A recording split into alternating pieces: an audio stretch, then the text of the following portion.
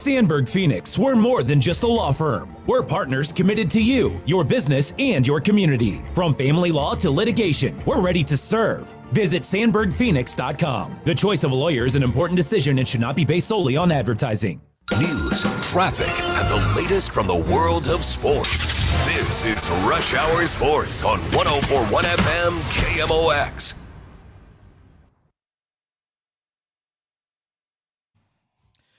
Hey guys, welcome into Tuesday on Rush Hour Sports. Matt, Pauley, Kevin Wheeler hanging out with you here. We got Billikens basketball coming up a little bit later on. 7 o'clock tonight, right, Matt? So you got a little sports open line? A little bit, about 45 minutes of sports open line before we roll into Billikens. Nice. And obviously the Billikens, top 25 team, best team in the conference, certainly tracking toward a tournament team, and maybe even a really nice seed if they end up winning the A-10.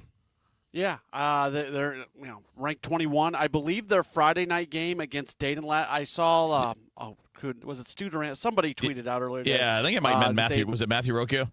I don't. Somebody did. Yeah, what is it, like 18 tickets available or something? 18 single tickets left. Like you can't even get tickets together. So that's great. That is fantastic news for SLU and what Chaffetz Arena can and should be. Absolutely. And look, it's a damn good team. If you haven't been paying attention, as the season deepens, we obviously will be bringing that a little bit more into the mix because they're going to be a tournament team barring some kind of wild collapse. And I think they're dangerous in the tournament. I think their depth, their versatility, the number of people they can get points from certainly makes them an interesting team and a difficult one to match up with, except for maybe with the biggest of the big boys. Yeah, and just because they didn't have great teams on their non-conference, that leaves a little bit of a question there. We don't really know what it's going to look like when they're matching up against those power conference teams. So that's coming up later on, 6:45 pregame, 7 o'clock opening tip against George Washington tonight. And obviously, between now and 6 o'clock, Matt, we'll be talking a bunch of things. We'll mostly do some hot stove, though. We'll do a lot of baseball here to kick things off. And I wanted to bring up something that you and I were texting about the other day, and you actually brought it up, so I'll let you lay it out there with relation to Brendan Donovan and whether or not he's going to get traded and what it means if he sticks around. Yeah, I think that's the interesting thing because Bernie actually talked about this a little bit over at STL Sports Central recently about the expectations for this year, and expectations in a rebuild year, they're not the most important thing. You don't want to totally tank. I mean, you want to be competitive, but the difference between being a 77-win team and an 81-win team or even an 83-win team, like you'd like to be a winning team if possible, but basically there's not a whole lot of difference between all of those. I guess my question, and something I've been thinking about a lot lately, is if Brendan Donovan does not get moved, well, then you have one more legit guy available. You've got an all-star. You've got somebody who has played, obviously, at a pretty high level. Do the expectations for the team change? And, again, it's not the most important thing, but I think it's worth talking about because if a Brendan Donovan trade goes down, then it really feels like you've torn this thing down. If a Donovan trade doesn't go down, Kevin, it's not quite all the way torn down, and I don't know how much that changes, though, what we expect of the team during the year. Well, I mean, we can vaguely try to figure out who suffers the most from him being back. Like, in other words, who's losing the most playing time. And then from there, just take a look at wins above replacement. And for a general look, Brendan Donovan is not quite a 3-win per year player on average.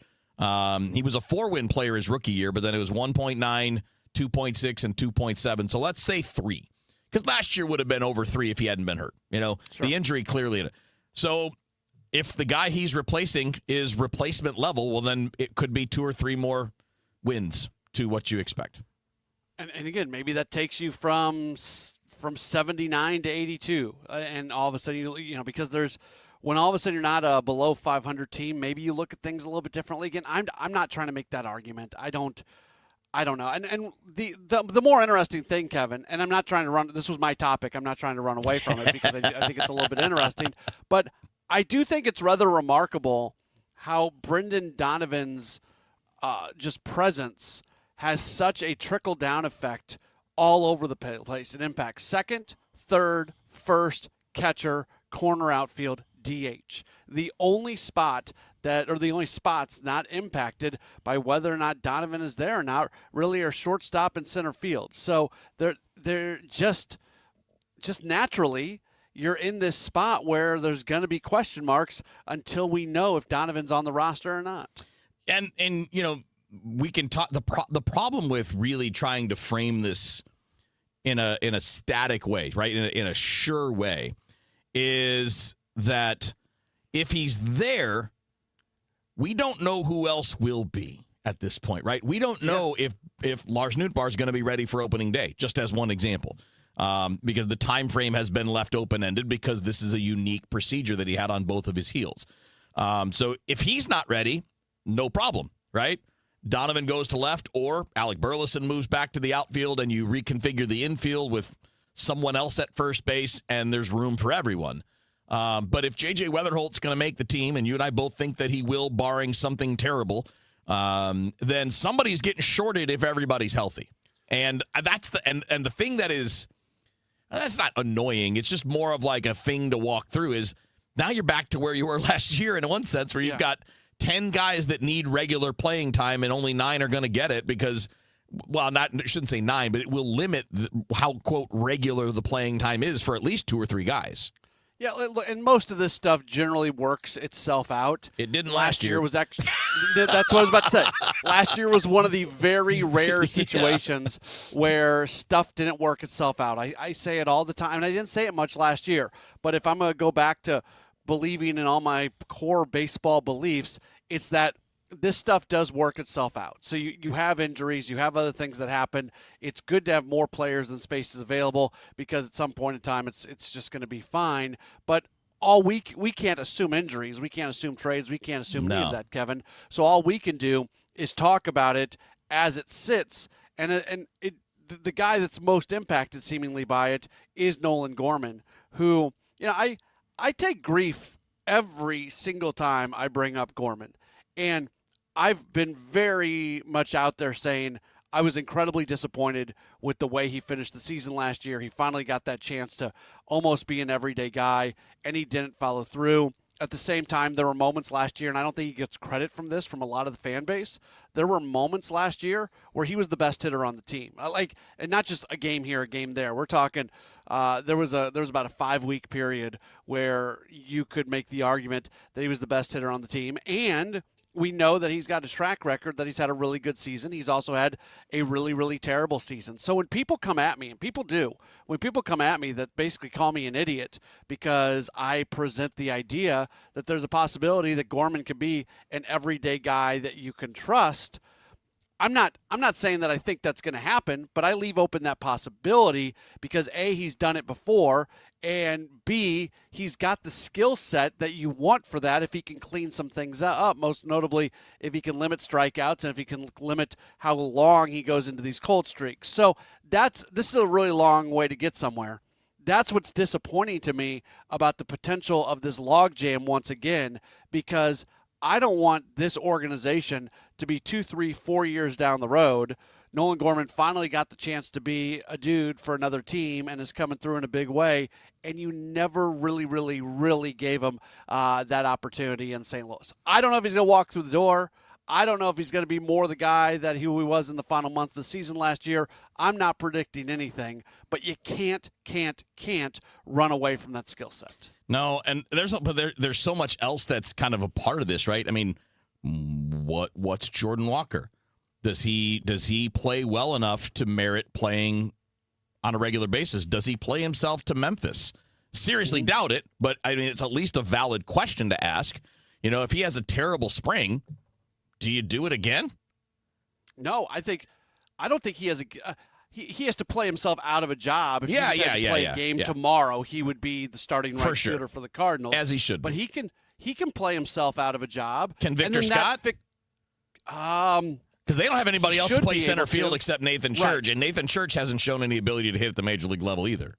Yeah, that's the problem. If Jordan Walker doesn't make the team out of spring training, well, you throw Burleson in right field, you throw Gorman at first base, and you're fixed. Or Donovan at first, whatever. You have options. Yeah. You can make Herrera first base. There's a bunch of things you can do. Yeah.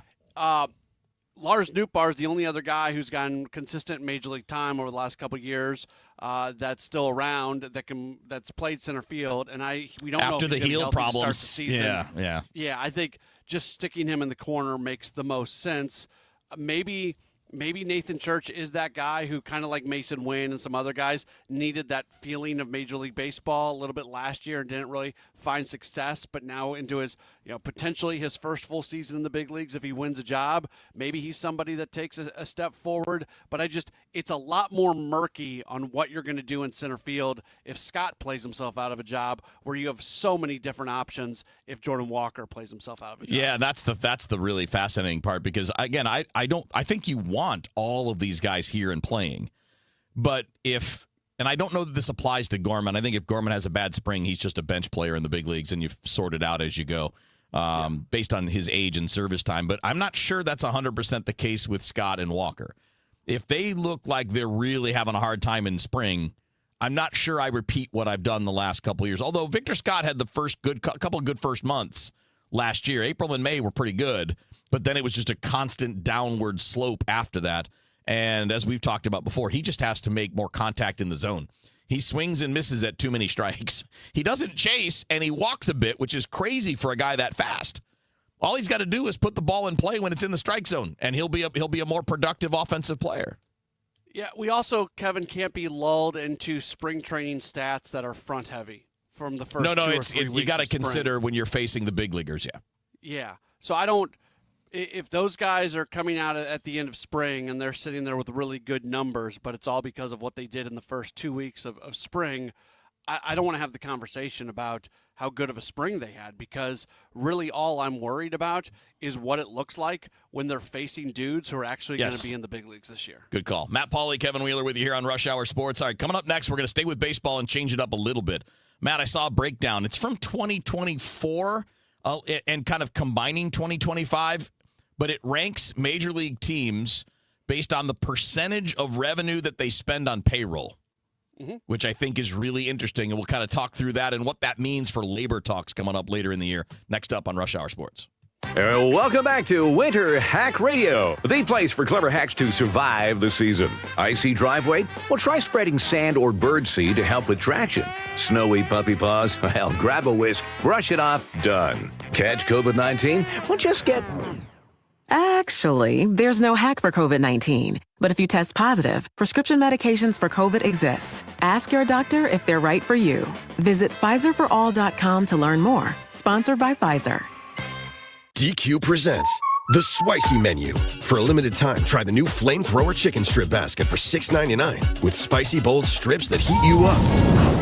Served with a side of famous DQ soft serve as a dip to cool you down. That's right, dip those spicy chicken strips right into soft serve. Plus fries and toast, all for just $6.99. And add a new pineapple lemonade sparkler or cooler made with tahini. It's the limited time only Spicy Menu. Get it delivered in the DQ app. Happy, tastes good. Participation may vary. Breakfast burritos for the morning brainstorm. Easy Cater. Paninis for the lunch and learn. Easy Cater. Barbecue for the clients from Boston. Easy Cater. Brownie boxes and mini bundt cakes for Brenda's workiversary. Easy Cater. One simple platform to feed any size group with food they love from favorite restaurants. Plus tools to help you meet dietary needs and stay on budget. Easy Cater. All the food for your workplace, all in one place. Start an order at easycater.com. Are you 50 or older? This news is for you. The CDC recommends you get vaccinated against pneumococcal pneumonia. Even if you're healthy, your age puts you at risk. People 50 or older are over 6 times more likely to be hospitalized with pneumococcal pneumonia compared to adults 18 to 49. Just one shot can help protect you. Learn more and schedule at vaxassist.com. That's VAXassist.com. Sponsored by Pfizer. Traffic from the MichaelsFlooringOutlet.com Traffic Center. Well, this traffic reports a service of Overhead Door Company of St. Louis. There's just a little slowdown northbound 170 up through Airport Road. Not even delayed back to Scudder, doesn't seem. Southbound 170, that's just a slowdown. But it goes from Del Mar all the way down to 64. Westbound 70, west of 94 out to Cave Springs, just sort of slow as you go. After that, you're good to go. Westbound 64, a backup from approaching Kings Highway out through Clayton Skinker jammed. It's a little slow west of Spady to Ballas, and a brief delay at Prospect. Southbound 270, Olive down to 64, busy, but after that, you're wide open running. Westbound 44 backed up from Kings Highway to Hampton, slow to southwest as it opens up there, and then you're in good shape past that. Southbound 55, just a little busy at Bates. Eastbound 64, we still have that short back up downtown past 14th Street. They had that stall in the right lane. Need a new garage door? Entries are open now for the $5,000 sweepstakes at Overhead Door Company of St. Louis. Enter now at overheaddoorsstlouis.com. Deadline to enter is the end of the month. You can't win if you don't enter at overheaddoorsstlouis.com. I'm Roger Brand in the Michaels Flooring Outlet.com Traffic Center. This is Rush Hour Sports on 104.1 FM KMOX.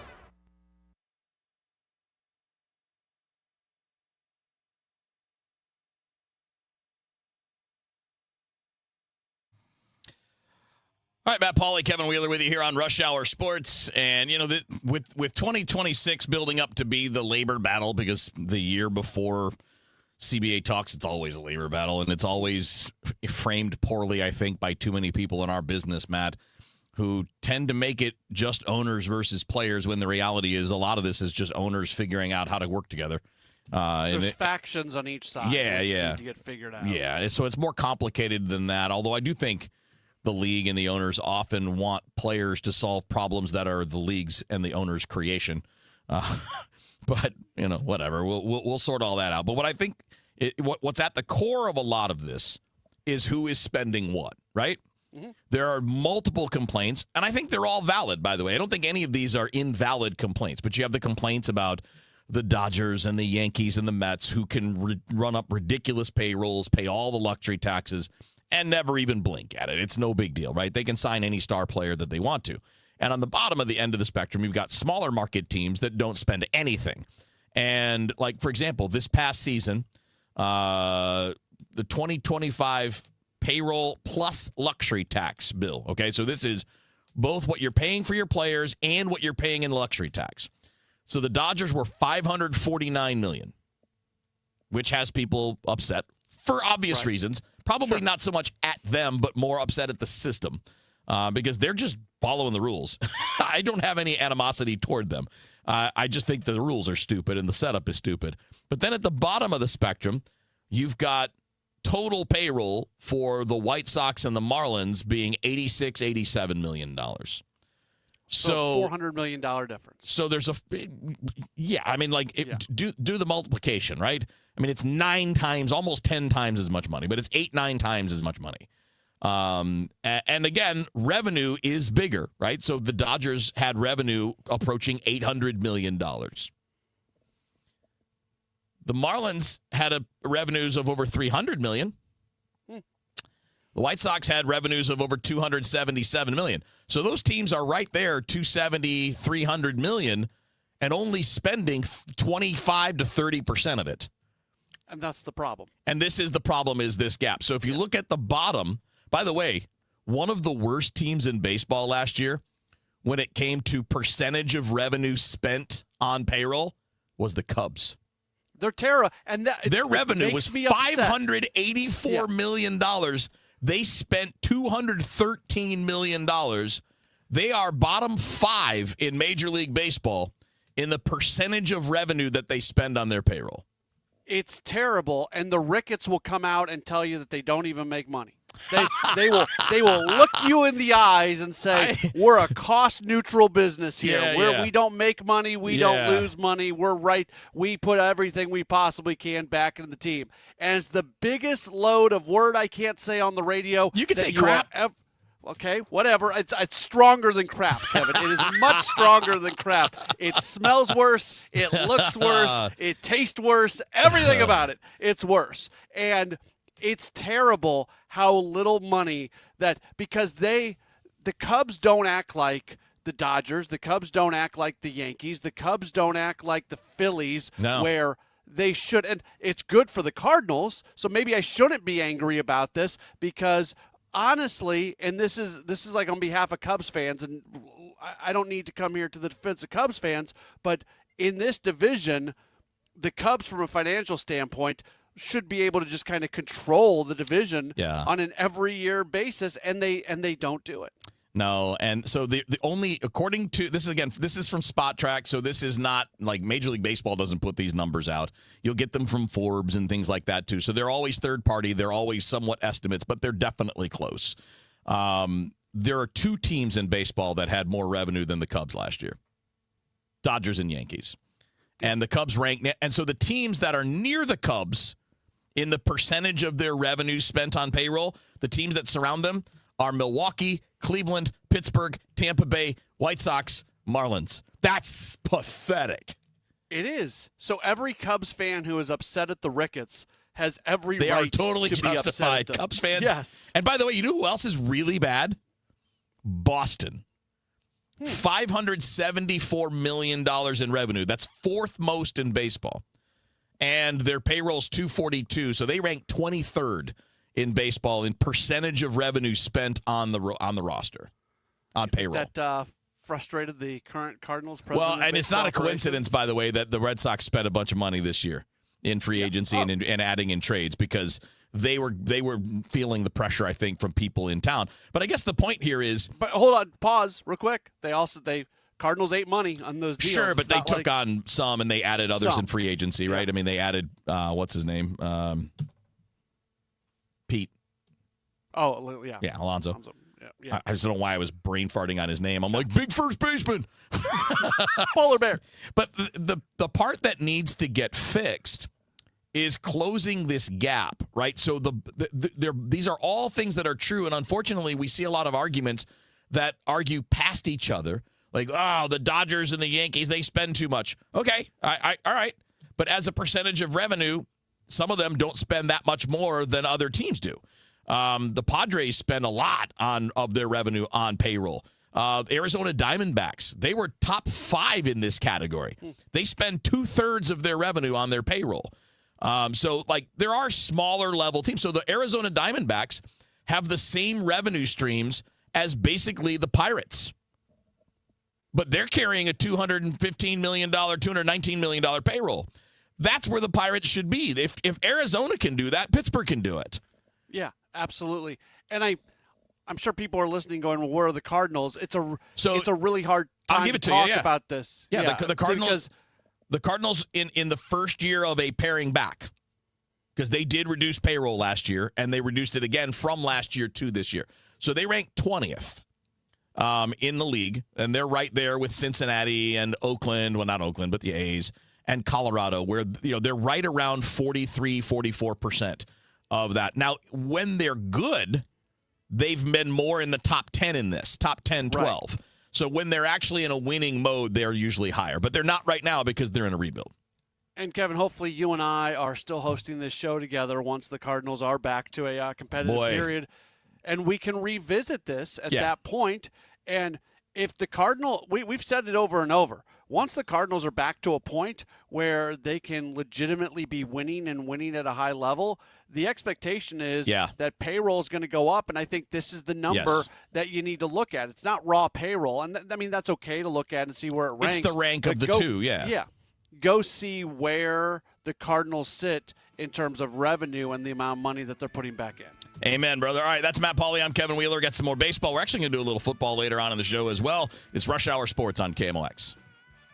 St. Louis has a voice. This is KMOX, the voice of St. Louis. That voice has shared our stories from headline to history. The St. Louis Blues are the Stanley Cup champions. From moment to memory. Now there is only one Berlin. Among those voices, Wendy Weaves. We'll have more on a troop deployment to Bosnia. Working at KMOX is an honor and a responsibility to represent this community.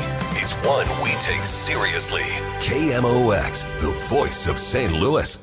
If you owe the IRS, you have a legal issue, and you need the Lance Drury Law Firm. We'll protect your rights. Log on at lancedrurylaw.com. Nothing makes a gathering great like Eggland's Best Eggs. They're just so delicious with better nutrition, too. For us, it's eggs any style, as long as they're the best. Eggland's Best. Better taste, better nutrition, better eggs.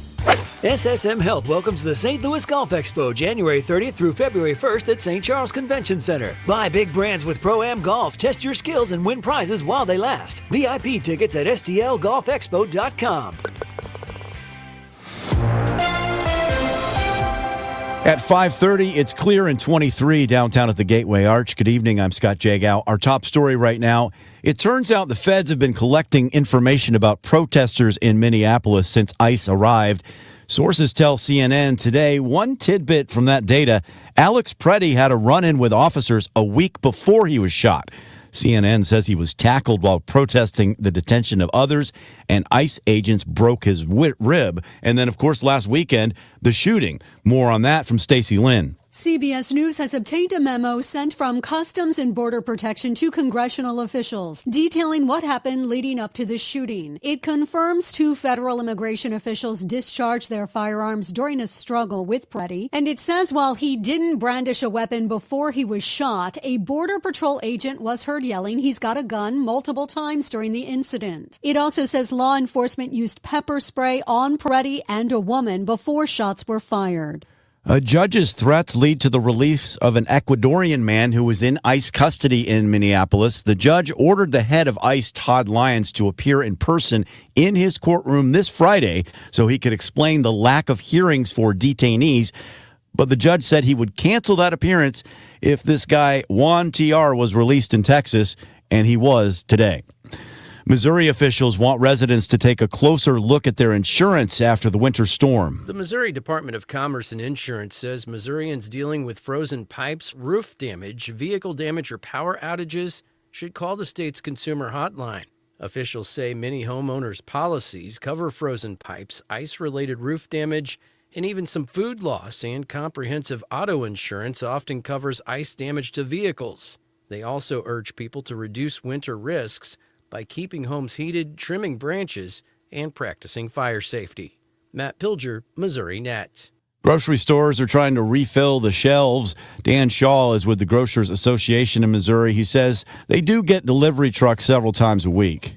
Road conditions certainly will be a challenge, but I can tell you that the grocery industry, the dairies, they are doing everything they can to make sure supplies get to the stores so the consumers can feel safe knowing that there's food there. So they're working every minute they can to make sure the product's there. The temperatures are already plummeting tonight. Tonight, 0. Wednesday, sunny and 29. We are ahead of another Arctic cold front.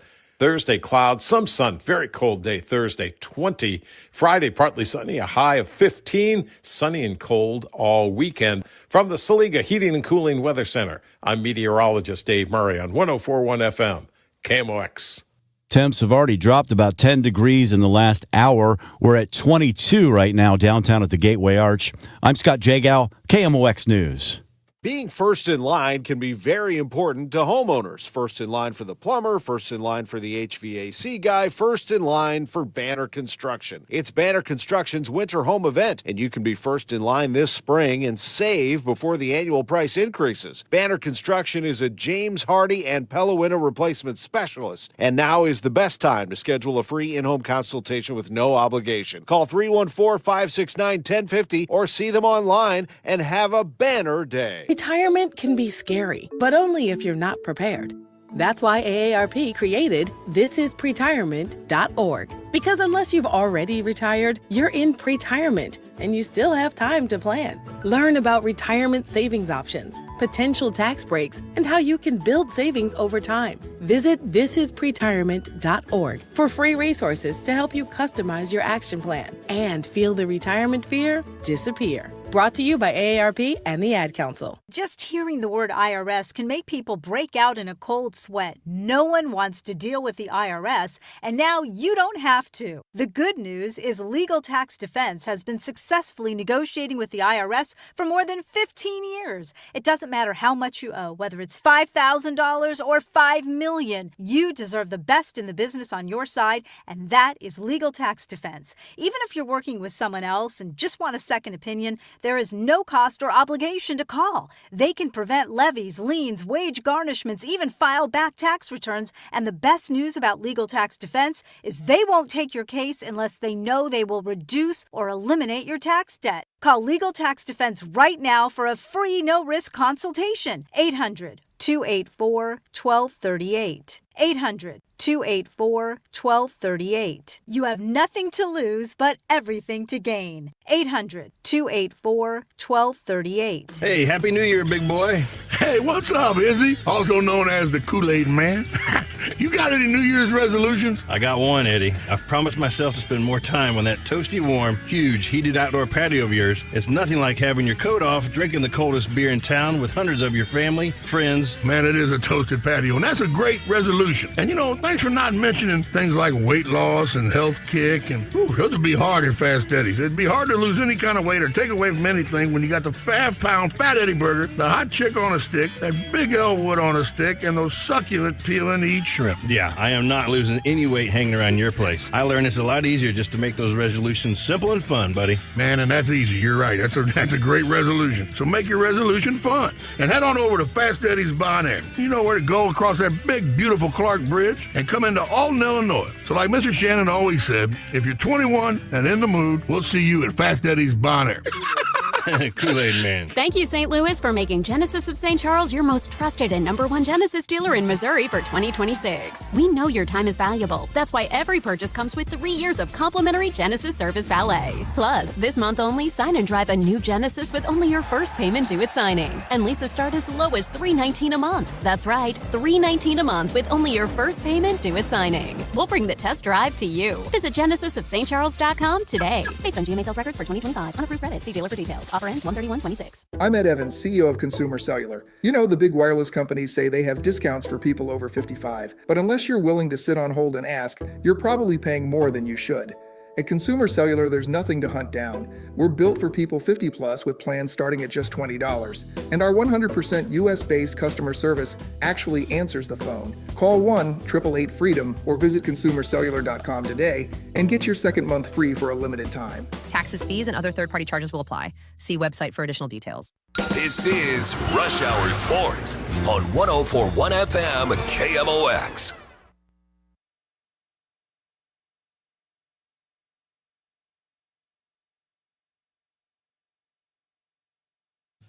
All right, Rush Hour Sports. Matt Pauley, Kevin Wheeler with you here.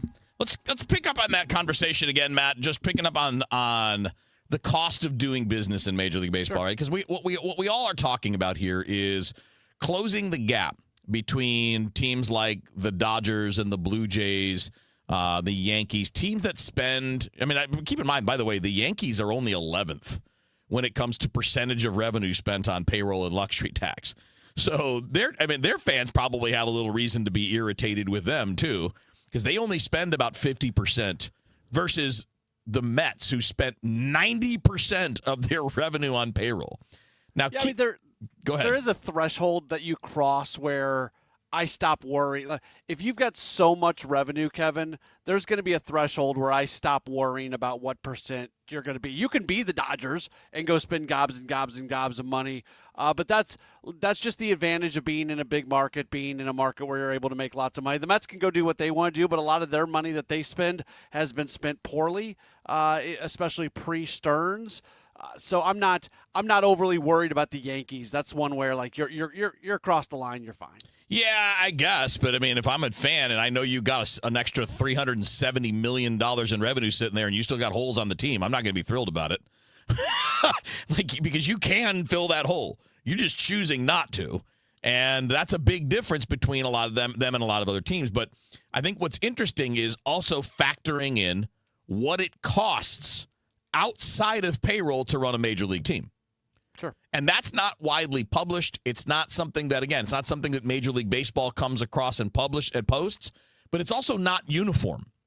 A lot of teams spend, let's say, low-end teams, Matt, I think are around $150 million when it comes to non-major league payroll costs. So stadium payments, running your minor league system, paying your front office, your coaches, your minor league instructors, all that.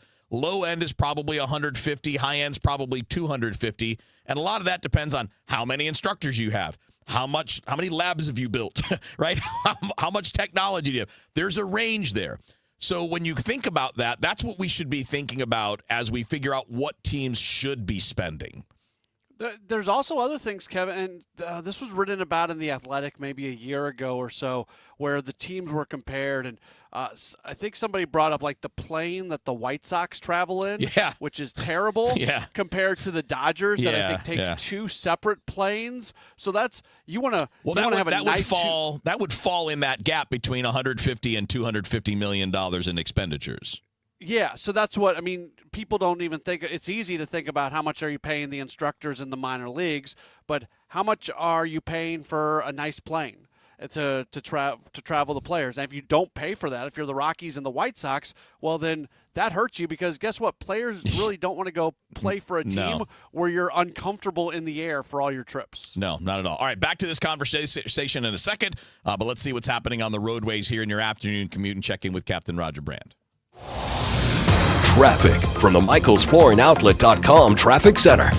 Well, Kevin, it's not a bad run out there. Of course, we have Blues and Billikens at home tonight, so a lot of folks coming downtown. But even that, the delays are pretty minimal right now. Eastbound 64 just slow 170 to Big Bend. South 170 is backed up at the Parkway down to 64. Westbound 64 is busy from the Science Center out through Bellevue. But after that, you're home free out into the Wentzville area. Westbound 70 has cleared out. It looks good from downtown all the way to Wentzville. Westbound 44, west of Kings Highway past Hampton. It's opening up before you get to Southwest. Southbound 55 looks great from downtown all the way down to Festus, and South 270 is clear as well. I'm Roger Brand in the MichaelsFlooringOutlet.com Traffic Center. I mean, thanks, Roger. Obviously, getting back to the baseball conversation, Matt, and you're looking at this. So the reason I wanted to bring this up is I think that's why this is important for us to talk about the Cardinals' payroll as it relates to total revenue, and this is where attendance and the local TV deal really matter. So you can see the Cardinals' payroll is coming down because their revenue's down. So according to the numbers here, their revenue for 2024 leading into 2025 was $373 million. But we know that that's going down. It's going down because the local TV deal is paying less each year now because they're having problems with the company that runs FanDuel Sports Midwest. And ticket sales are going down. So when you add in that, let's say the Cardinals now are in the mid-range of that extra expenditure outside of payroll, right? Since Chaim Bloom came in, they've added a lot, right? A lot of instructors, a lot of scouts, a lot of evaluators, a lot of technology, right? They're redoing Roger Dean Stadium and all of the facilities down there. Let's say that they're a midpoint team and call it $200 million outside of Major League payroll. Well, that puts them, if they're spending that, the 160 that they were at last year puts them at basically break even for the year at $373 million in revenue. That would put you at $373 million in revenue and put you at $360 million in expenditures. That's unique. They're not normally running it that tight because revenue's not been down, but it is right now. So we have to keep this in mind that we should be judging all teams how they go based on their revenue. So if you're a team that's only spending 25% of your revenue, you're doing it terribly wrong. That's not fair to your fans. That's not okay. But if you're doing it and you're at a reasonable place where, all right, that margin's not that great, or that margin's not as big as it used to be because, look, when you're not good, your attendance drops. And the thing that helped the Cardinals stay high in payroll previously was attendance. Attendance made an impact. And we're not crying poor for the Cardinals. Not at all. These are billionaire owners. In normal circumstances, they would have the money to spend a $200 million payroll. Right. And if you take, and I'll use air quotes for people who are listening, if you take a loss one year, this team is going to be back with a full stadium and winning ways, and everything's going to be, and the TV stuff's going to get settled here over the next year or two, especially once all the TV deals come open. And the other side of this is, and everybody will tell you with the Cardinals, that the Ballpark Village business is run independent of the baseball team. It's counted separately for these purposes. Yeah, you don't think that they're taking a hit over at Ballpark Village? With less that place people. is a ghost town after a Tuesday night game with a stadium that was one quarter full. But it's also still a revenue draw overall. Yes. But it's also a good point to bring up too, Matt. There are only certain things that are designated baseball revenue, and that's what's being measured in these charts, right? So that is TV money, attendance, anything made directly at the ballpark, and then I think it probably includes merchandise sales, but teams all split that pretty equally anyway, that revenue for licensing deals and things like that. So yeah, the stuff that you buy at the ballpark, the revenue goes to the team. Right. But if you go to like fanatics.com or whatever, right, it's an even Cardinal, split. Yeah. That's an even split across baseball. Right, because they're just licensing out for the same fee for the whole league, not team by team. But at the team stores, obviously, it's the team's control. So the point of bringing this up is we need to kind of consider that as we're evaluating where they're going. And a lot of teams right now. So, and the Cardinals, by the way, they'll probably make a good bit of money this year because their payroll is going to be way down. And I would assume revenue is going to go down from that number that we're just talking about, but probably not that much. Probably not as much as the payroll went down. But again, the timing is, okay, you're in a rebuild, you're losing revenue. This is the time to bring it down as long as you bring it back up when that money starts to go back up. And hopefully the new CBA starts to level that revenue playing field, not for the Cardinals, but for the whole sport top to bottom. Yeah, and it'll make the sport healthier. It's crazy, Kevin. I'm going to be in Jupiter, Florida in less than 2 weeks. That's when spring training gets underway. Not only do we not know where the games are going to air on TV, they're going to. We just don't know the final destination. Right. The Cardinals are sitting here having no clue, zero clue, what the revenue is going to look like from a TV rights standpoint. And they're not alone. There's what now? No, they're like not. 12, 15 teams in that boat right now? I don't know if it's that many at this point. It felt like because FanDuel, Bally, Main Street, Diamond had already lost a bunch. So maybe like 9. Okay. But it's like a third of the league. It's a lot. It's a lot. And that's part of what needs to get solved, I think, by the owners, not in collective bargaining, and then that will help solve some collective bargaining issues. We got to do a better job of sharing the revenue so that maybe the big boys get less of the national TV money, or you can just chip in more of your own revenue. There's a lot of ways to slice it up, but you can do it any way you want to. But you've got to do it where we're controlling the top and getting the bottom to spend, because both things are problems. It's not an either or. It's not just, make the Pirates spend. No, you need to do that. But you do also need to rein in the Dodgers a little bit at the top end, too. Right? Yes. Yeah, absolutely. Because it's a bad feeling when much of the league goes into the season, whether it's true or not. I think we agree it's not true because of the randomness of baseball. But it's just a bad feeling when a third of your teams feel like they don't even have a chance to compete from a fan standpoint. Absolutely. All right, real quick break. We're going to come back and do a little football. One of the greatest coaches in the history of the NFL is not making the Hall of Fame ballot in his first shot. It's Bill Belichick. Let's talk about why that might be coming up next on KMOX.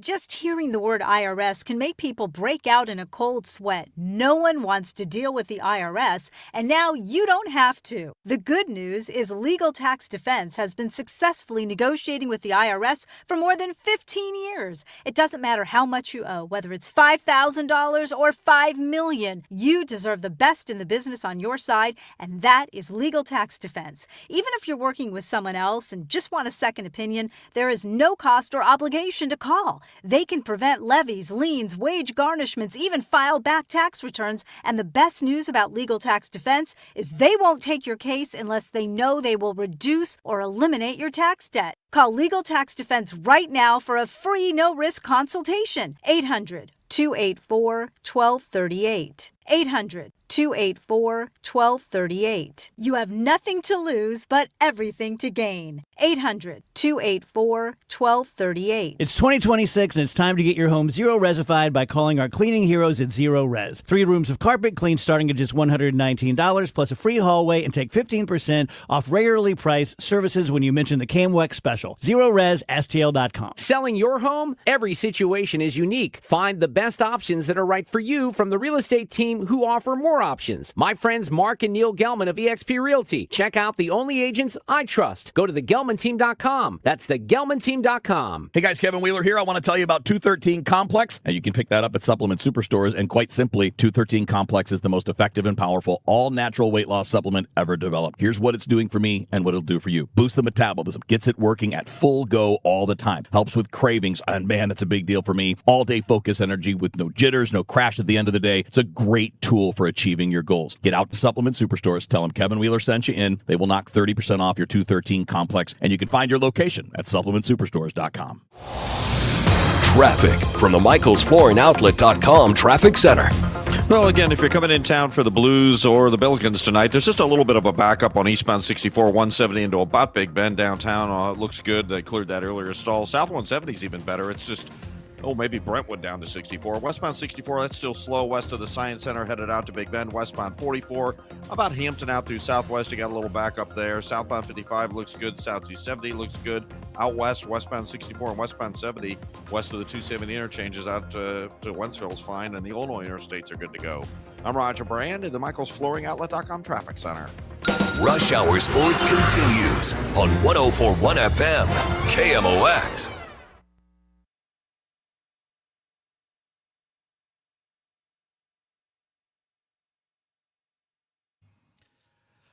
All right, Rush Hour Sports getting ready to wrap up. Sports Open Line after the top of the hour. Short show for you, Matt. What are you doing in the first 45 minutes? Yeah, we'll have it's a Tuesday, so that means Amy Marscores will be with us. Hockey Amy. For our weekly Blues segment. We'll talk some more baseball, might get into a little bit of football, so we'll see. And we'll preview SLU basketballs. They've got a big one tonight. George Washington is not a slouch, and you don't want them to look past this game for what is one of the biggest games in the A-10 regular season coming up on Friday. Yeah, you got Dayton on Friday, so that'll be a big one. All right, let's talk about the football news today. We don't have to spend a lot of time on it, and we don't have a lot of time to spend on it anyway. But Bill Belichick will not be a first ballot Hall of Famer. So there are 50 voters that select the finalists. You need 40 of 50 votes to be on the list, which means at least 10 of these voters said nope. The guy with the most Super Bowls and the third most regular season wins in the history of coaches of the NFL does not get to be on the ballot for the first time. Yeah, seems crazy. I guess you start to do the why, and I have a few possible answers. Yeah. Maybe some of them think that Belichick's not done and he's got one more stint coaching in the NFL at some point. Maybe some are kind of embarrassed for him with the personal stuff and that the shouldn't girlfriend. play in, though, man. It shouldn't, but these voters, for everything, they can consider it. The first thing I could see, because you're like, he's just going to come back. But the second one, if they're thinking that, they're just wrong. And then the third one, which I bet is true, I bet some of these voters kind of have a list of people that they've been voting for to get onto the ballot every year, and they put the emphasis on how long you've been waiting as opposed to maybe who is most deserving. So they basically put Belichick in line. It's just I can't stand Bill Belichick. I think he's a clown show at this point. I think he's always been someone who has skirted with cheating. He got punished for the Spygate thing. You had Deflategate. You've had all kinds of things going on there. I'm not a fan of his. But to exclude maybe the best coach in history for something from 25 years ago is a bit much. But also, and by the way, just to get into what you brought up there, in the ESPN story that broke this down, and it was Seth Wickersham and Don Van Natta, they cited a veteran Hall of Fame voter saying, quote, the only explanation for the outcome was the cheating stuff. It really bothered some of the guys, which, again, okay, but then why is Robert Kraft on the ballot this year? Will it be held against Tom Brady? When Tom Brady's time is up, will that be? Why not? We can't just pick one dude. This is my whole problem with the steroid era treatment in baseball. We've picked the scapegoats and we let everybody else go. Yeah, and I don't like. Honestly, I went through those reasons, Kevin, and you didn't hear me mention the cheating stuff. That barely pops up on my radar. It's out there. It's true. Maybe I should be thinking more through that stuff, but. Like you said, that's now the difference with Tom Brady is Brady did it before the cheating accusations, and then he went and did it after he left New England. So it seems more real. But the Kraft thing, absolutely. I mean, if anybody should be held culpable for those type of things, it's the owner of the team. So if these voters are not putting him on, it's like virtue signaling. I mean, it's just it's dumb. You want my tinfoil hat theory? Yeah, I love tinfoil. I don't know that I believe this, but that's why I'm calling it a theory. I think this is Robert Kraft exerting influence on the people he influences, because his Belichick and Kraft have been on awful terms since they fired Belichick. They've been basically at war, And this feels to me like Robert Kraft, either directly or indirectly, or just friends of Robert Kraft doing him a solid, making Belichick pay for the way that all went. That could be. I mean, it's ugly. It feels really petty. Patriots scouts are not allowed to come and watch North Carolina practices. Yes, right. Like that's by the way, where this thing is at. That's Bill's wrong there for sure because you're harming your players. Yeah, you got a bunch of 18 to 22-year-olds who would like to use that North Carolina opportunity to go to the NFL. Give them the opportunity to go to the NFL. Yeah. That's the selling point for Bill Belichick in college football, that this guy's going to get you closer to the NFL, and then you go say, oh, but the scouts from this one team that I'm angry at can't come here because I'm not allowed there, so they're not going to allow the thing. It's dumb. It's dumb. You know what? I don't think that's a. You don't think that's tinfoil hat? I love conspiracy theories, and I don't think that's a crazy conspiracy theory. I mean, Robert Kraft is very powerful in league circles. Yeah. He knows everybody, and people like Bill Pauley are on this list. And you know, that's the only thing that makes real sense to me, is that it's some kind of personal thing. All right, sure, we settled it, buddy. Have a good show. I know it's going to be a short one. Have a good Sports Open Line, and we got the Billikens after that. But you have yourself a good night. You too. That's Matt Pauley. I'm Kevin Wheeler. This is Rush Hour Sports on KMOX. How many of you think taxes will go up in the future? And if they do, who will get hit the hardest? Maybe it's you, headed for retirement. You've been saving in that 401k or IRA, and that money has never been taxed. And Uncle Sam is looking at that account like it's a big, juicy steak. What can you do about it? Join the All Financial Group for their Taxes in Retirement Seminar, Thursday, February 19th or Tuesday, February 24th. They believe a financial plan is not a retirement plan without a tax plan. Fund your retirement, not Uncle Sam's. Reserve your spot today by calling 636-230-8824. That's 636-230-8824. Or go to yourmoneymattersstl.com. Investment advisory products and services made available through Impact Partnership Wealth, LLC, IPW, a registered investment advisor. Neither the firm nor its agents or representatives may give tax or legal advice. Individuals should consult a qualified professional for guidance before making any purchasing decisions. I'm Piera Palazzolo, VP of Digital Marketing for the American Management Association, a company focused on the management training skills needed to enhance the careers of business professionals. We did our research when it came to the best companies for website development and chose AmericanEagle.com. And we couldn't be happier. AmericanEagle.com worked closely with us to understand the front and back end requirements needed to launch an e-commerce, the complexities of running thousands of seminars nationwide. Our robust new website and improved SEO saw immediate increases in site traffic and web revenue. If you're in need of managerial effectiveness and success, visit our website at amanet.org. If you're in need of a website that provides an unparalleled consumer experience, I highly recommend AmericanEagle.com. Transform your business today. Dial 877-WebNow1 for a free digital consultation with AmericanEagle.com.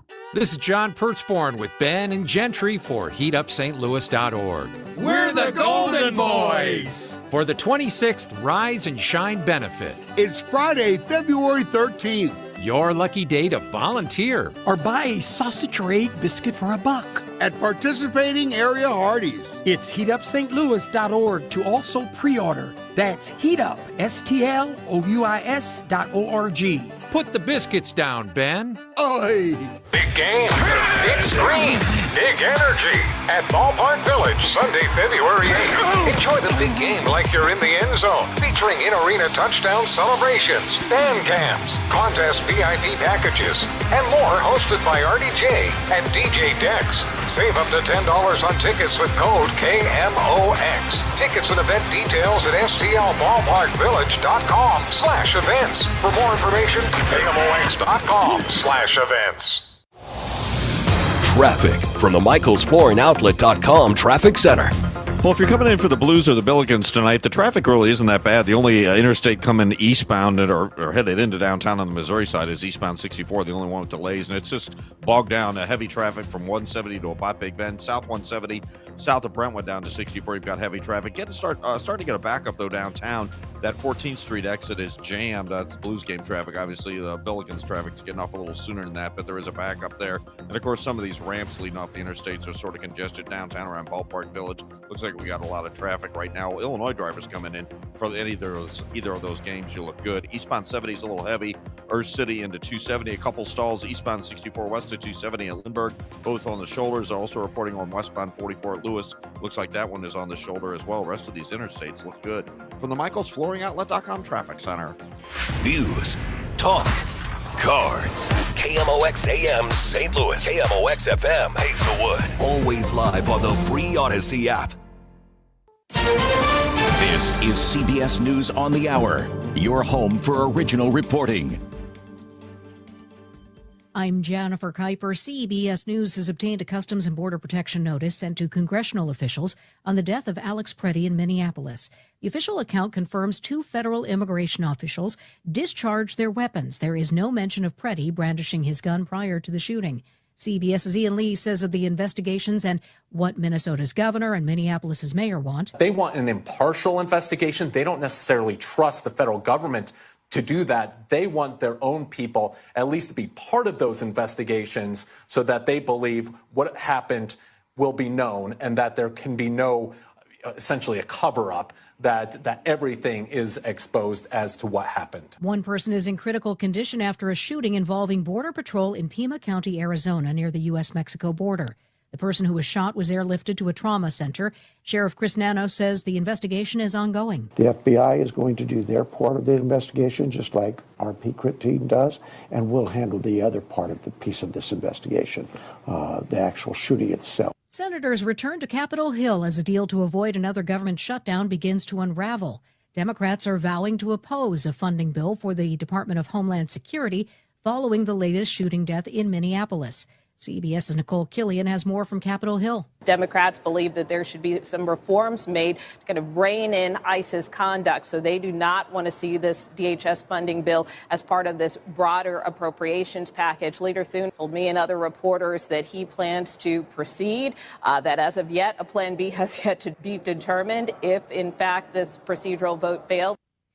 Around 407,000 customers are without power from Texas to Kentucky due to the snow and ice storm that plowed through a huge swath of the country. In Nashville, Tennessee, lots of blankets. We have a ceramic pot and a candle underneath it to try to slightly stay warm. That's pretty much all we have. So we have a generator, but no heater. At least 34 deaths are blamed on the storm. Venezuela's acting president, Delcy Rodriguez, says the United States has started unblocking Venezuelan funds that were frozen due to sanctions. She did not specify the amount. Holocaust survivors speak at the UN General Assembly Hall to commemorate the day the Soviet Red Army liberated the Nazi concentration camp in Auschwitz 81 years ago.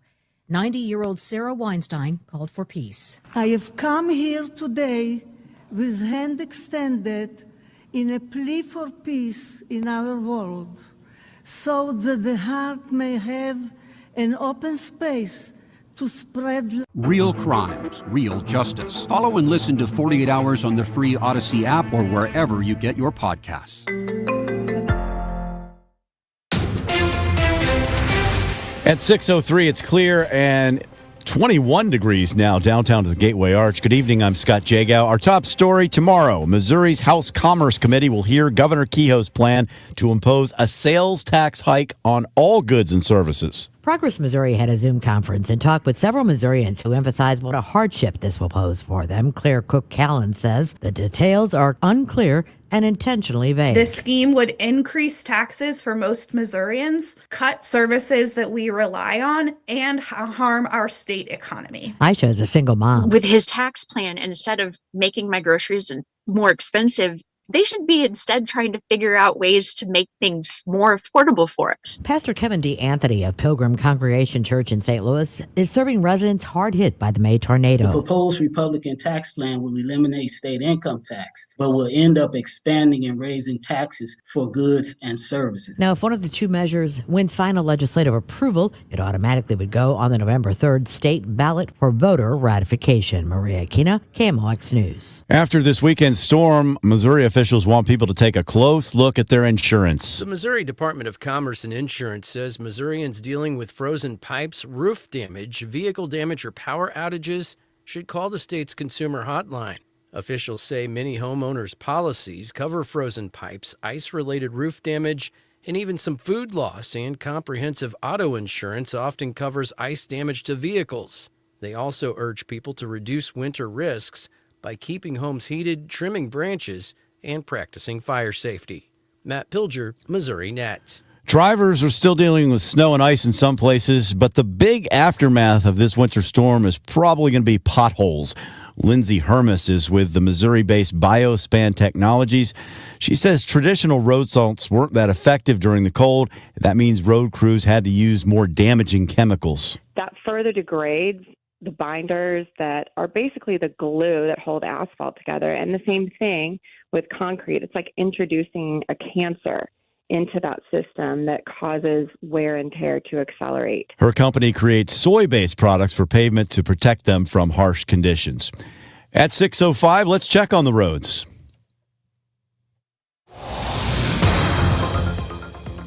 Here's Roger Brand in the traffic center. Well, things are in pretty good shape to wrap it up for this evening, Scott. Again, if you're coming in downtown for the Blues or the Billikens, that's the only real traffic we have. Eastbound 64, just kind of slow from 170 to Big Bend. South 170 isn't even heavy at the U-Club Tower now, so minimal delays there. We had some slow traffic eastbound 70 past Star City. That has since thinned out downtown. There's a backup eastbound 64 getting off at 14th Street for those who headed to the Blues games. A little congestion there. But with those asides, the rest of these interstates are in great shape any direction you're traveling on either side of the river. I'm Roger Brand in the Michael's Flooring Outlet.com Traffic Center. So the sun went down. Temperatures have plummeted more than 10 degrees, and they're going even further tonight. Tonight, mostly clear, down to 0. Wednesday, sunny skies. We get ahead of another Arctic cold front, 29 on Wednesday. Wednesday night down to 9. Thursday, it's all about the northwest flow, and it is cold. 20 for the high. On Friday, partly sunny, the high only 15. Sunny and cold right through the weekend. From the Saliga Heating and Cooling Weather Center, I'm meteorologist Dave Murray on 104.1 FM, KMOX. Thank you, Dave. Right now it's 17 in St. Peters, 19 in Florissant. It is 19 downtown at the Arch. I'm Scott Jagow, KMOX News. Come on, let's get going now. From KMOX Sports. We're primed and ready. All day, baby. Man, let's go. This is the Gray Bar Sports Open Line. Gray Bar, your distributor for electrical and datacom needs. On 104.1 FM, KMOX. Here we go on a Tuesday night. Welcome in. It's Gray Bar Sports Open Line on KMOX. My name is Matt Pauley. Only have you for about 40 more minutes, 35, 40 minutes. We're going to get out of here a little bit early tonight because we've got Billikens basketball. They've got a good one tonight. They welcome in George Washington. St. Louis putting their number 21 ranking on the line tonight. They're 7-0 A-10 record, and they're beginning a key week as after they get done with this game tonight, they are going to start to get ready for a huge game coming up on Friday. And I'm not trying to look past tonight by any stretch of the mind. Tonight's it's an important game for sure. But you look to Friday and you see what's going to be coming up with Dayton coming to town. That's going to be one of the biggest games in the A-10 this year. Stu Durando had posted much earlier today that Ticketmaster was showing only 18 single seats remaining for the SLU game on Friday night over at Chaffetz Arena. So might be even less than that now. That's a really good sign, and that's going to be a rockin' arena come Friday night. Hopefully it is a rockin' arena tonight. Good downtown St. Louis night tonight with the Blues in action and the Billikens are in action. Roger Brand has been giving you traffic details throughout the evening on what's going on with both those games starting at about the same time, just a handful of blocks away from each other. Blues are going to match up against the Stars. They last played this Dallas team in Dallas on Friday, a game they lost 3-2, and the Blues are going to be looking to end a 4-game losing streak tonight. We'll see if they can do that. Amy Markscores is going to join us in just a little bit more than 10 minutes. We'll talk through that. So we'll talk we'll talk a fair amount of hockey with her. Then we'll preview the Billikens game. I wanted to mention this is one of those days where this is generally we lead off with baseball, right? And that's how we generally do things here on Sports Open Line. We talk baseball almost the entire hour on Rush Hour Sports outside of a little bit of time right at the end of the show when we got into the Bill Belichick thing. And I've seen, by the way, just an update on that. I've seen a couple things on social media. Jimmy Johnson is really upset at the people who did not vote for Belichick. The individual who presented Belichick is not upset. There's Kevin kind of alluded to sort of a conspiracy theory. There seems to be more and more juice to the idea that maybe Bill Pauley had something to do with Belichick not being on the ballot this year, just for penance because of the cheating that occurred under his watch. So there more details about that are continuing to come out. From my perspective, I'm not trying to dismiss. Maybe I am. But it doesn't feel like, personally inside, I don't feel like I'm trying to dismiss the impact of cheating and doing things not quite above board. But to me, that stuff very much is aside to what Bill Belichick, the overall body of work with Bill Belichick. So that did surprise me. We talked about that enough, though, during Rush Hour Sports. Wanted to mention this. It became official. And City SC is going to be opening up their season here very shortly. They've been out in Florida. They're going to go to California. They're going through preseason action. Had a preseason matchup this past weekend. But it did become official that Klaus has been traded to the Los Angeles Galaxy. City SC in return is getting just under $2.5 million in cash. So that gives them a fair amount of allocation money that they can use to acquire other players. Right now, according to Tom Timmerman's reporting in the Post-Dispatch, City SC has a pile of allocation money that is sitting at better than $6 million. So that is the $2+ million that they get for Klaus certainly adds to that total. I have two thoughts on this, and I say these things as someone who very openly when I talk about City SC. And tomorrow we'll try to get somebody on the show who can speak more intelligently on this than I am going to. So just sort of from an observer standpoint on this, the first thing I would say is they got to go use that money. If the guy who has been very much the face of the franchise is going to be sent out, and I understand the numbers and the production had waned a little bit, the health had not been where you wanted it to be. Like I understand all of those things, but he has been the face of that franchise, and he's been a really good member of that team, and he embraced St. Louis, and St. Louis embraced him and all that. If you are going to move away from that player, you have to make sure that money that you have does get spent. Now, I understand we have the transfer windows, so I'm not saying that they have to go out and spend this money before the season gets started. They did go acquire another guy. They went and signed left back Rafael Santos on a free transfer, so he's going to be with the team as they continue to try to find a little bit of consistency at the left back position. I think when you're talking about moving on from Klaus, the result of that has to be bringing in somebody who's going to be a pretty impactful player. And I'm not overly worried about it happening before the season gets started because it's not likely to happen before the season gets started.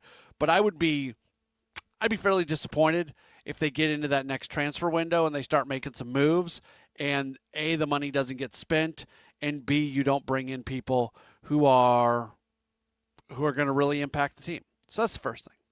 Second thing is, I actually think this puts even more pressure on Corey Ray, who took over for Lutz Pfannenstiel, and for the entire organization to start winning again and winning again really soon.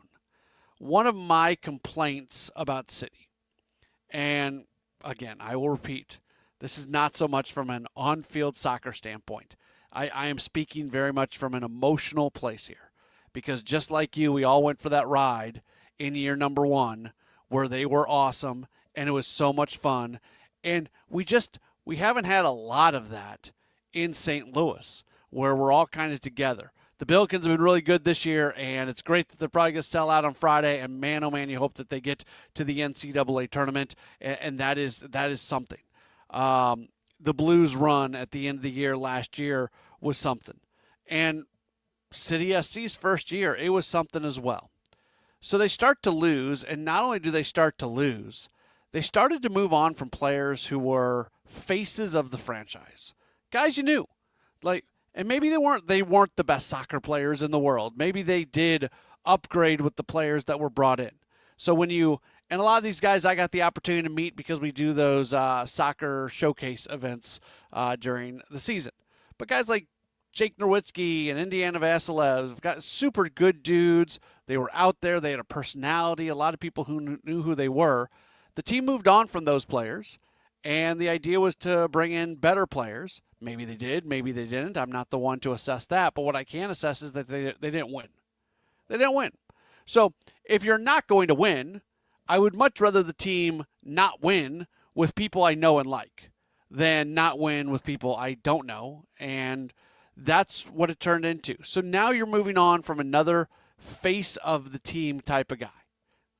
You're moving on from Klaus, number 1 jersey seller for City SC since they've come into existence. An absolute fan favorite. You got to win. You got to win. You have to. Because if you don't win, guess what? You could have not won with Klaus on the roster. And that's kind of the danger that this team gets into, because I don't know if they're good enough to start winning. But if they have another terrible season this year, I'm going to sit here and say, well, you know what? If they would have had Klaus, at least there would have been a dude that I knew, a dude that loves St. Louis, a guy who's been a huge part of this organization. At least there's somebody there who's really easy to cheer for. I think City's got a problem right now, and I realize the MLS soccer is a minor league to other European leagues, leagues across the world, and you don't keep players for a really long time, generally speaking. But I want to know the players that I'm rooting for. And I think that is a problem for City right now, that there's just not a lot of character on this team. There's not a lot of people that everybody knows. And it's kind of a chicken and egg thing. Did we know all those people before because the team was winning, so there was more focus, so then that allowed their personality to come out? Whatever it is, it doesn't matter. But people know who Klaus is. He's not with City anymore. You better win. That's what I would say to that. We'll take a break. When we come back, we will talk Blues hockey. Amy Markscores is going to join us. That's in just a moment. It's a Gray Bar Sports Open Line on KMOX.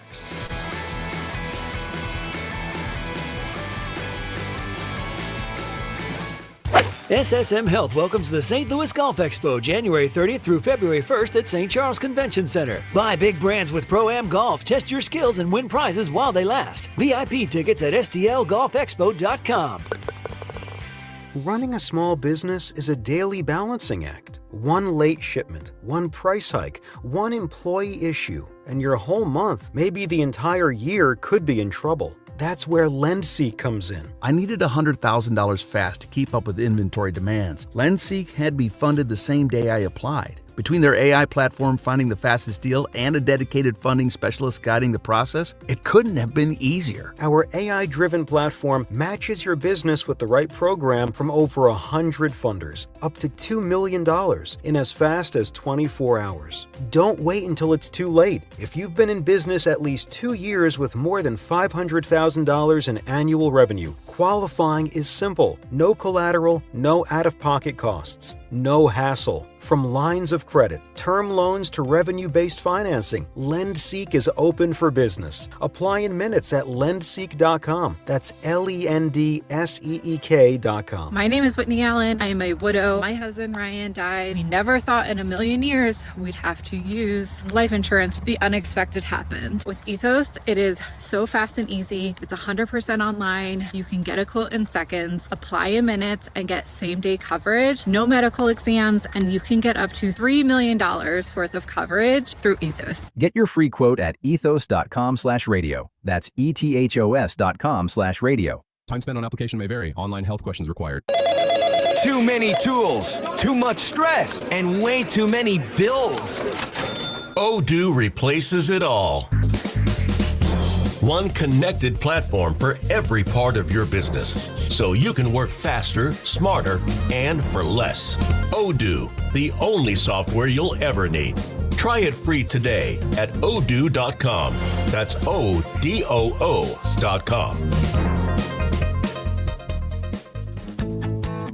This is Corey from Air Comfort Service Heating, Cooling, and Insulation. There's never a good time for your heating system to stop working. If yours does, no matter what time or day, Air Comfort Service offers 24/7 emergency HVAC service. Contact our award-winning team for 5-star heating service and stay in your comfort zone. For heating and 24/7 emergency service, contact Air Comfort Service Heating, Cooling, and Insulation at aircomfortservice.com.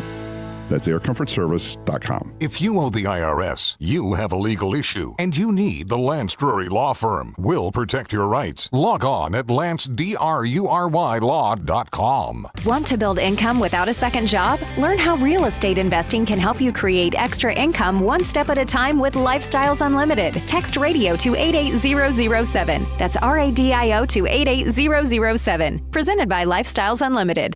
100 years, one legendary voice. Relive KMOX's century of service, classic audio, photos, videos, and more at KMOX100.com.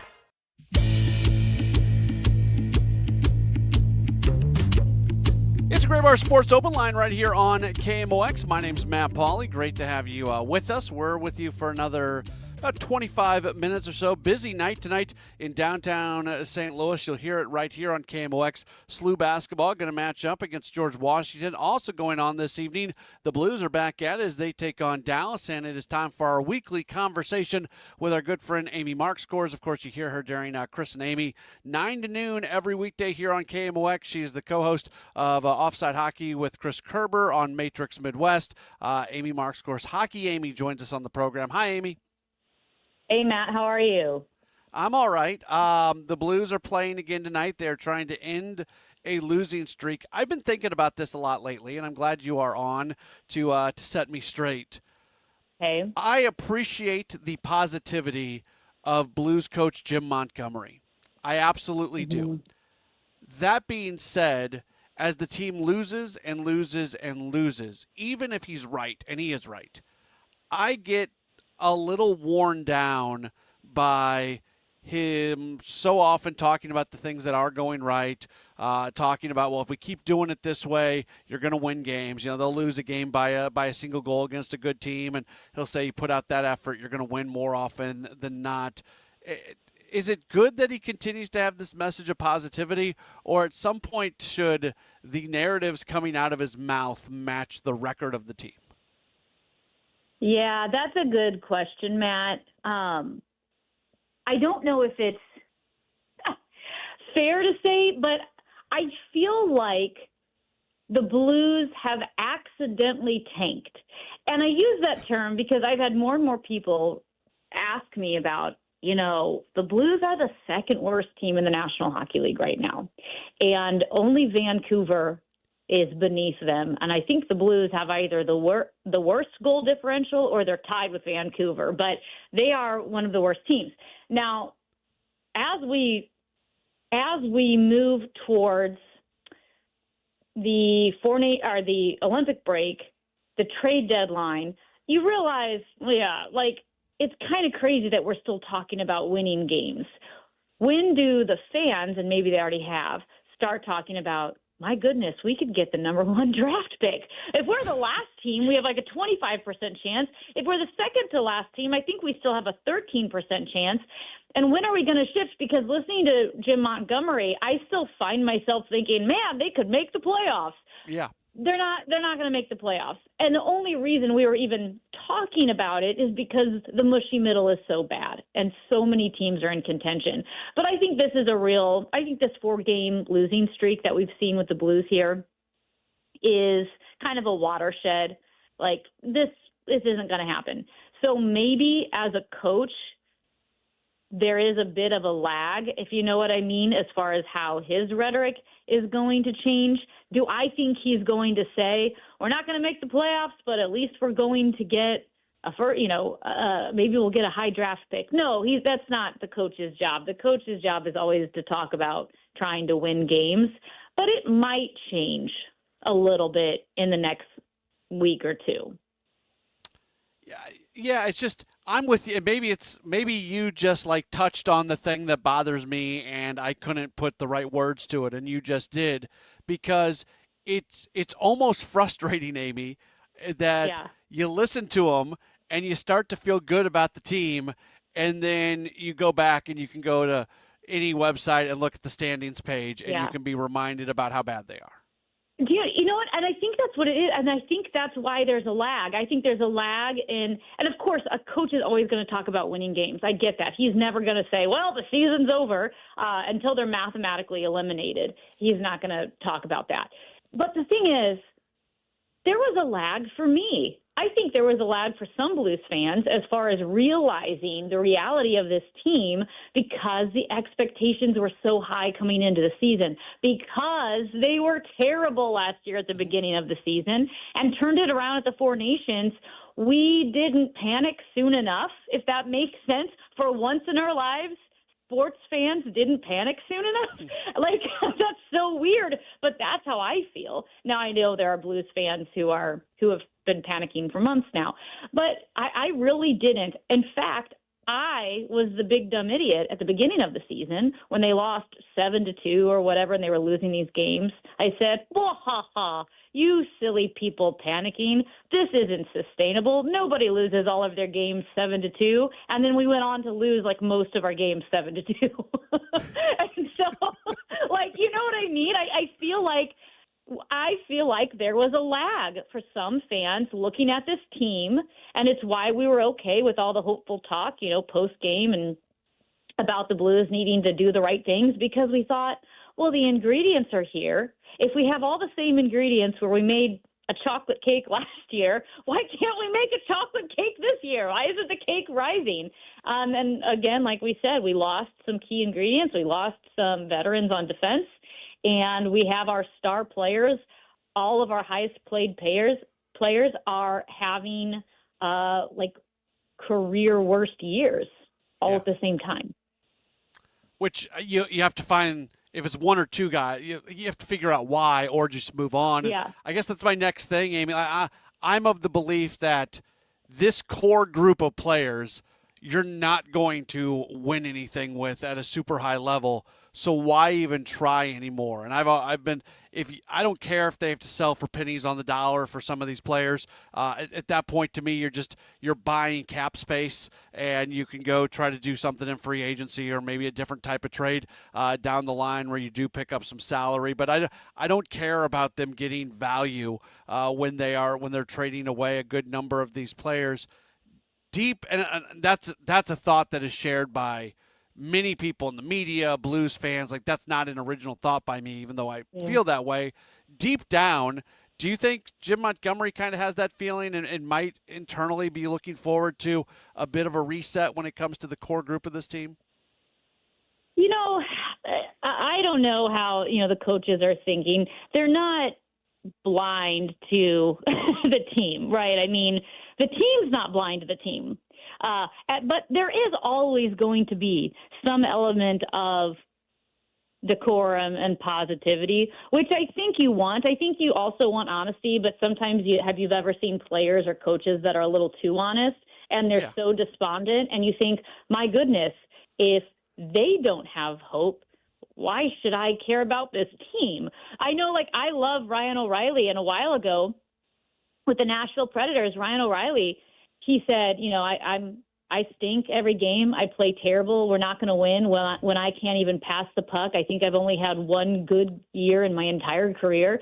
And in some ways, it's refreshing and kind of sad to see that honesty. But in other ways, you're thinking, wow, this team's in really bad shape. Because you kind of have to lie to yourself a little bit to go out there and try to win every night. So, yeah, I think Jim Montgomery knows what he's dealing with. Here's the evidence of it. He's not switching up the lines as much as people say. He's not switching them up every night, but he does switch them up. You do see from the pattern of line changes and players being sent up or going down or sitting for a night, you can see he's not happy with how things are going because it's not working. But he has to play the roster he has. And right now, he's got Buchnevich and Kyrou and Thomas on full no-trade clauses until 31. So those guys are going to have to waive those clauses, which, you know what? Why wouldn't Kyrou? I don't, maybe he does. Maybe he thinks, you know what? I need a change of scenery. Things aren't working for me. Now, trades that could be made would be a Bennington or a Shen, let those guys go win somewhere else. Bennington is having a tough year, but, if he knocks, I think they start him, to be honest. I think they start him in the Olympics. And if he knocks out the Olympics, I think his trade value goes up. I would be sad. I don't want to lose Bennington and Shen, but maybe it's better for them.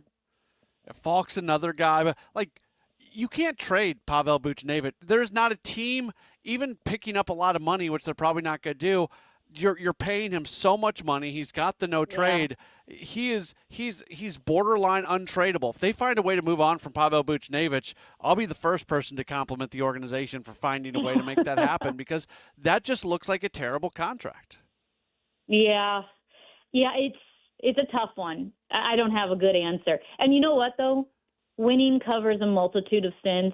And if everyone else around Buchnevich were playing better and the team was winning, nobody would care about the contract.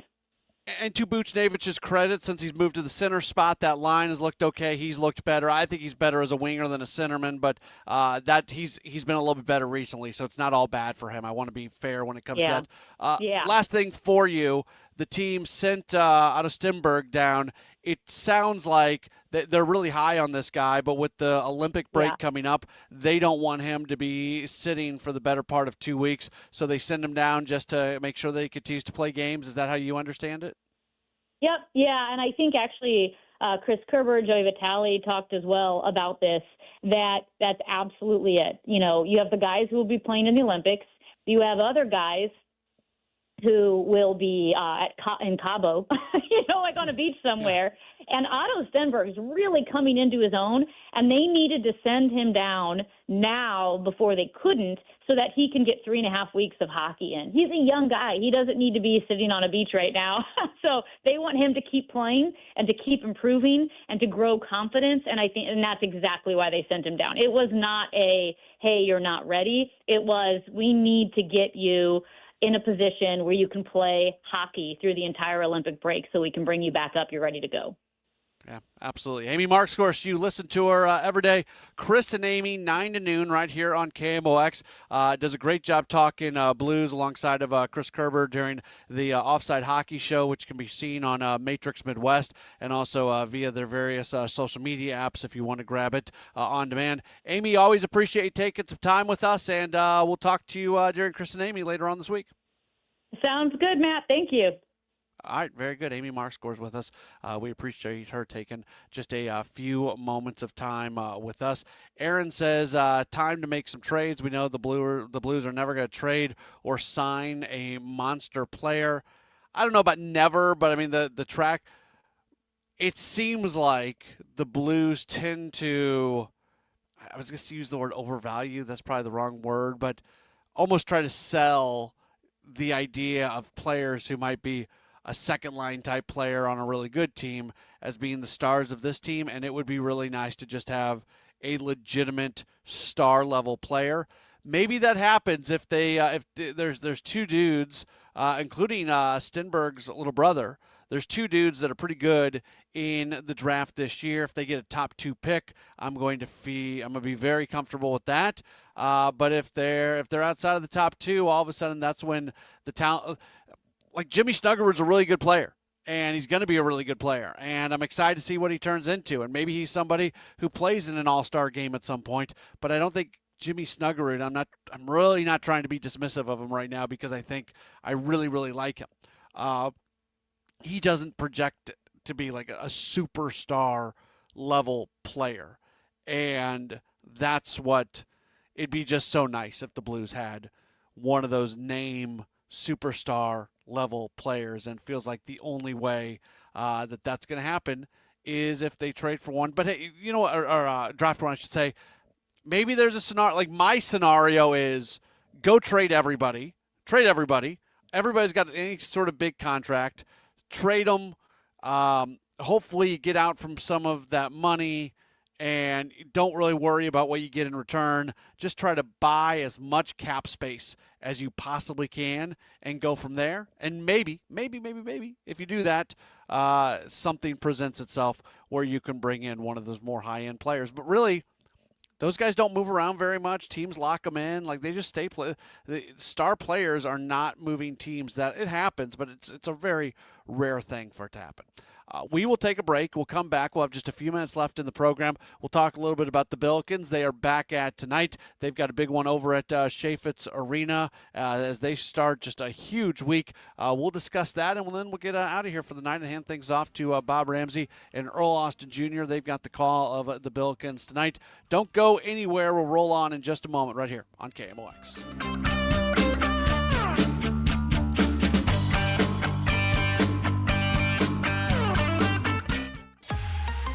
Time now for today's Spotlight on Health Trends, sponsored by LendSeek. Boston Medical Center research suggests cannabis isn't harmless despite legalization. An analysis of 4.6 million adult cannabis users over 5 years found new cases of diabetes were almost 4 times more common compared with people who had no record of using cannabis or major chronic conditions. Researchers are still investigating how cannabis may affect insulin resistance and lead to type 2 diabetes. I'm Margie Schaefer.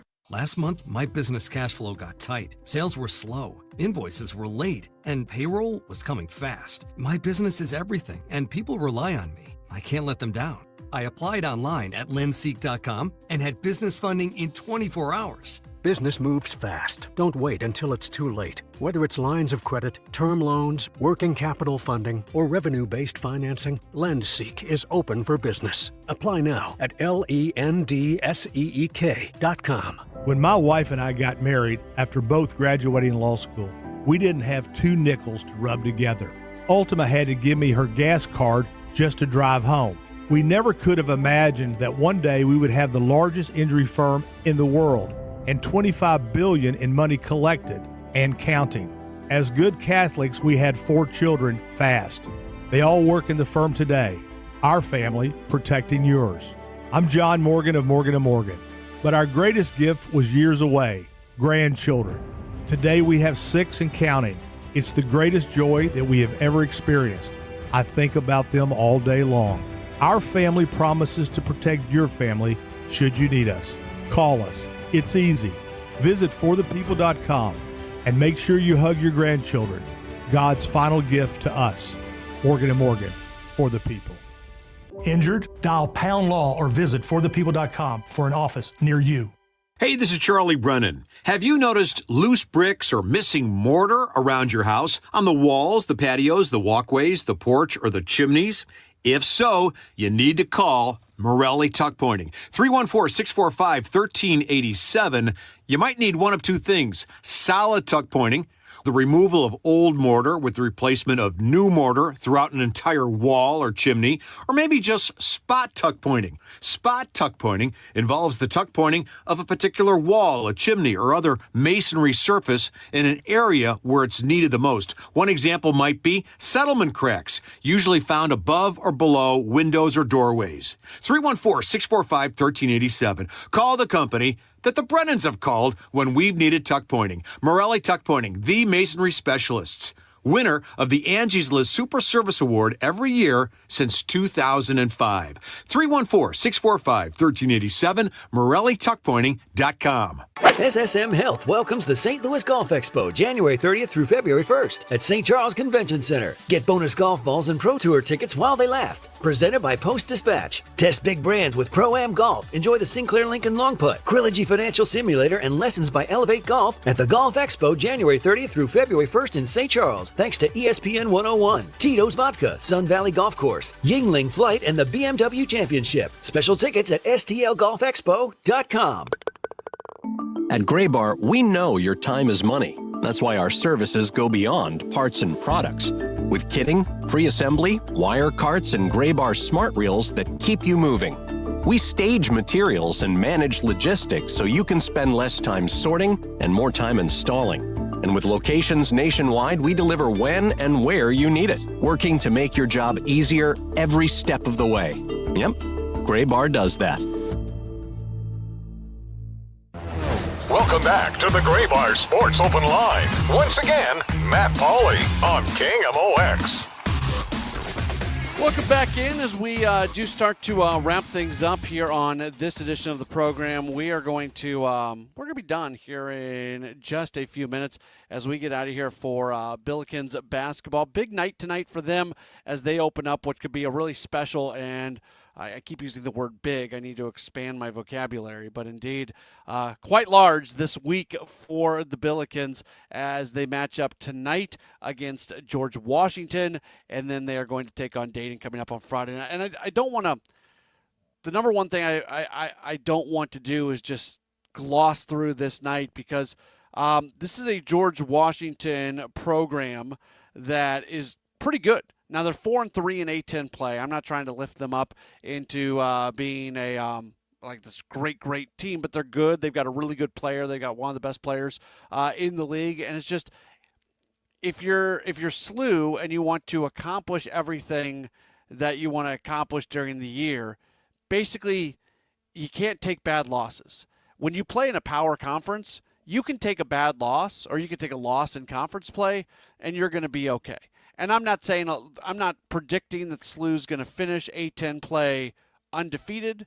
They're 7-0 right now. Could that happen? It could. I think they're better than every team in the Atlantic 10, but they are likely to stumble at some point in time. There's going to be a tough road game somewhere that they end up going in, and they don't play particularly well. Like the 2 games ago, the effort that they put in, it did result in a win, but that game at Duquesne on Tuesday, if you play the way you did against Duquesne, against a team like Dayton on Friday night, there's a good chance that you're going to lose that game. And that could happen. It's really, really hard in college basketball to be totally 100% consistent from one game to the next. So you would think they're going to stumble at some point. You would think that they would lose a game somewhere, but you can't afford many of those because not only do you want to be a team that can get to the NCAA tournament, and I am completely and totally fine talking about this as an NCAA tournament team. They are in the top 25. They're getting a ton of respect. A lot of people view them as being the best mid-major team in the country, and I think all of that is correct in saying that.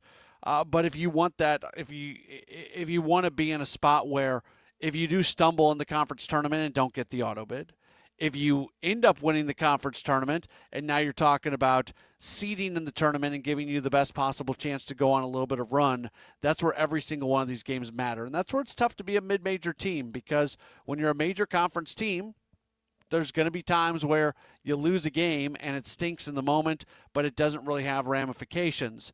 If SLU were to lose tonight against George Washington, that would end up having ramifications on what their seeding would be at the end of the year. And that's just the way things are, and that's part of being a mid-major team. There's been rumblings out there.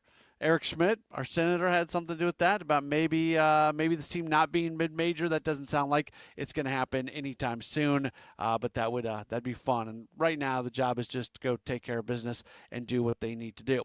Always love listening to Bob Ramsey and Earl Austin Jr. They are the absolute best at calling basketball games, and you're going to be able to hear them coming up. And don't turn that broadcast off just when the game gets over. Their post-game conversations with Josh Schertz are absolutely amazing. I love listening to those.